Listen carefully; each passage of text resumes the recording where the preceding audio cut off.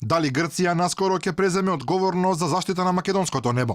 Во рамки на се погласните најави од Атина дека сака да стане главен стратешки партнер на нашата земја во одбраната, министерот за одбрана Апостолакис неодамна и предложил на својата колешка Шекеринска токму ваква можност, што според грчки медиуми било примено со известно разбирање од македонската страна. Иако за ова исклучително важна тема допрва треба да се разговара, таа априори отвора голем број дилеми. Зошто токму Грција би го заштитувала нашиот воздушен простор?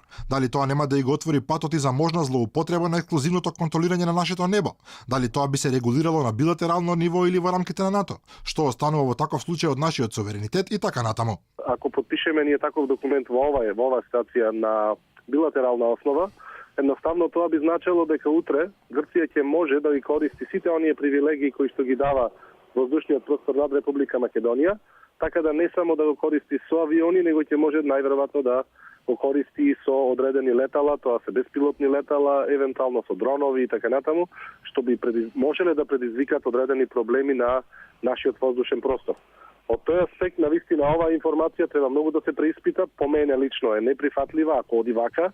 Сосема друга работа е доколку Грција би ја презела контролата во рамки на некој поголем проект под покритие на НАТО, смета Димовски. Нашата земја формално се уште не е членка на алијансата, но оди во тој правец и НАТО би можело да ја делегира одредени овластувања на Грција во рамки на гаранциите кои ги дава таа како безбедносен систем. Од друга страна, во наредниот период следува неминуна трансформација на македонските вооружени сили, а Грција не крие дека сака да биде клучен фактор во целиот процес. Се стремиме кон продлабочување на нашата соработка со Северна Македонија, затоа што е од наш стратешки интерес. Имавме важна улога да одиграме, бидејќи ќе биде побарано од оваа земја систематски да ги трансформираме вооружените сили за да одговори на потребните стандарди и барање на алијансата.